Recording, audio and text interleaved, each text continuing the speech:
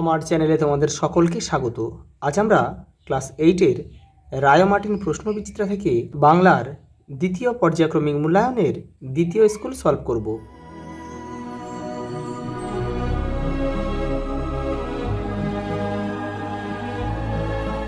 দেখো প্রথম প্রশ্ন, বৃক্ষ শিশুটি মাটিতে ঢাকা পড়িয়া বাহিরের শীত ও ঝড় হইতে রক্ষা পাইল। অপশান গ আমাদের সঠিক উত্তর। ওদের প্রতি সম্ভাষণে কারু হবে দরদ, দরদ নেই। যে পদের দ্বারা কোনো কিছুর নাম বোঝায় তাকে বলে বিশেষ্য পদ। কনকনে ঠান্ডা বাতাস, দেখো ঠান্ডা এখানে বিশেষণ, আর দেখো ঠান্ডাটা কেমন ঠান্ডা, কনকনে ঠান্ডা, তাহলে এটা হবে বিশেষণের বিশেষণ, এই যে গ। আর ওরা বেরোবার সঙ্গে সঙ্গেই বুকুর মা রণচণ্ডী মূর্তি নিয়ে শুরু করেন ছেলে ঠ্যাঙাতে। পরেরটা দেখো, বুকুকে নিয়ে আর পারা যাচ্ছে না। নিম্নরেখ অংশটি হলো অর্থাৎ আর এখানে হবে অব্যয়পদ। পরেরটা দেখো,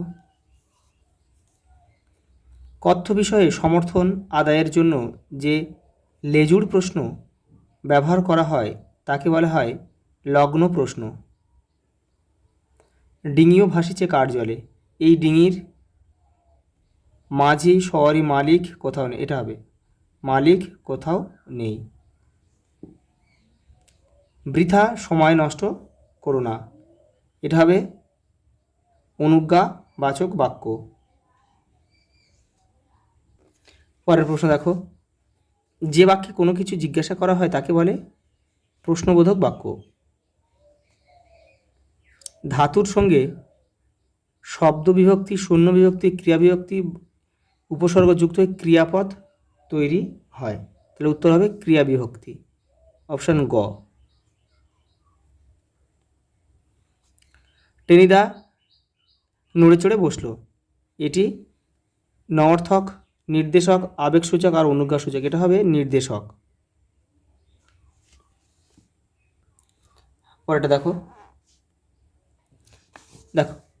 দুইয়ের দাগের প্রথম প্রশ্ন, নাটোরের প্রভিন্সিয়াল কনফারেন্সের শুরুতে রবীন্দ্রনাথের কোন গানটি গাওয়া হয়েছিল? সোনার বাংলা। আশ্বিন কার্তিক মাসে কোন কোন বীজ পাকিয়া থাকে? ধান, জব। বেনি জল বার করতে চায়নি কেন? কারণ তার 200-300 টাকার মাছ বের হয়ে যাবে, সেই জন্যে সে বাঁধ কাটতে চায়নি। পরেরটা দেখো, ডাম্বল বইয়ের আলমারি থেকে কার বই নামিয়েছিল? সেঁজো কাকা।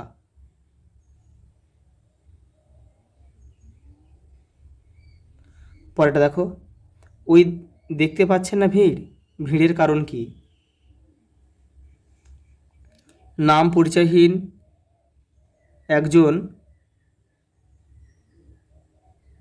ভিখারি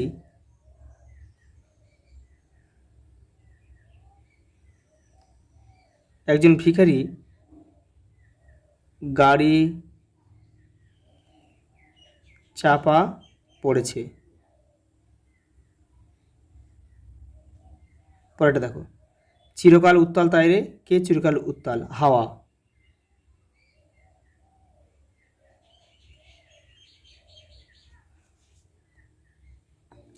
পরের প্রশ্ন দেখো, ডিঙিটি কোথায় বাঁধা আছে? হিজলের ডালে। দাঁড়াও কবিতায় কবির মতে কে ফাঁদ পাচ্ছে? মানুষ। হরিহর কোন শিষ্যের বাড়িতে গিয়েছিল? লক্ষণ মহাজন।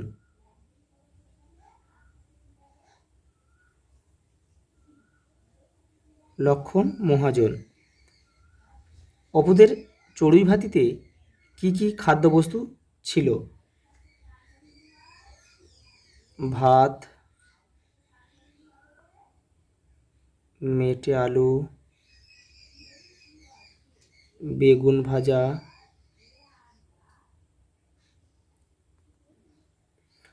পরেরটা দেখো, অপু নরোত্তম দাস বাবাজির বাড়িতে কোন বইটি দেখত? প্রেম, ভক্তি, চন্দ্রিকা। অপু কাকে কোথা থেকে শকুনের ডিম এনে দিতে বলেছিল? রাখালকে। কোথা থেকে? উঁচু গাছের মগডাল থেকে। পরের প্রশ্ন দেখো, নানা উপায়ে গাছের বীজ ছড়াইয়া যায়, বীজ ছড়ানোর উপায়গুলি কি কি? দেখো রায়ন মার্টিন 102 নম্বর পেজে রয়েছে, এই যে এখান থেকে তোমরা এই পর্যন্ত করবে। পরেরটা দেখো, আমার চোখ কানা হয়ে গিয়েছে দিদি, বক্তা কে? বক্তা হচ্ছে অপু।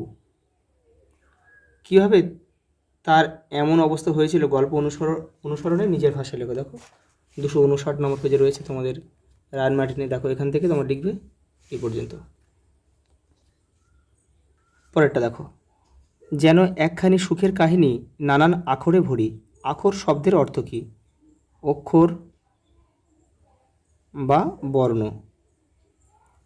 সুখের কাহিনী যে নানা ছবি কবিতা এঁকেছেন তা উল্লেখ করো।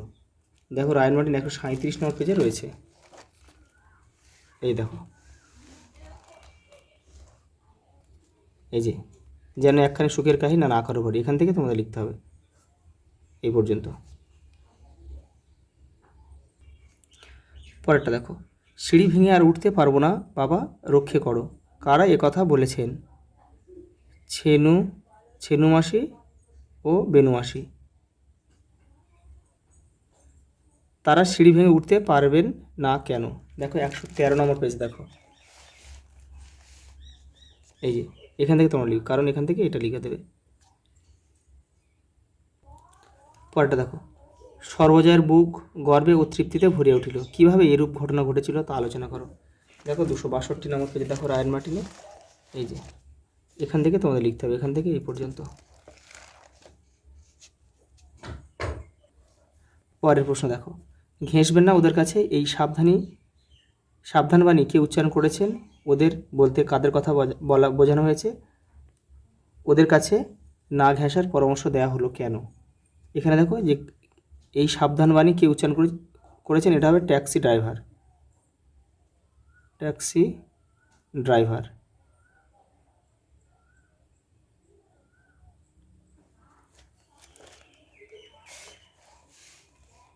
এই দেখো এখান থেকে তোমরা লিখে দেবে, এখান থেকে এই পর্যন্ত।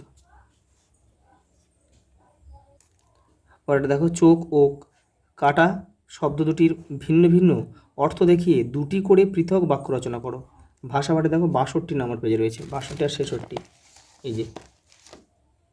এই যে চোখ রয়েছে, এখান থেকে তোমরা দুটো করবে, আর এই যে কাটা রয়েছে এখান থেকে তোমরা করবে দুটো। লাস্ট প্রশ্ন দেখো, তোমার এলাকায় বৃক্ষরোপণের প্রয়োজনীয়তা জানিয়ে বন্ধুকে পত্র লেখো। দেখে নাও।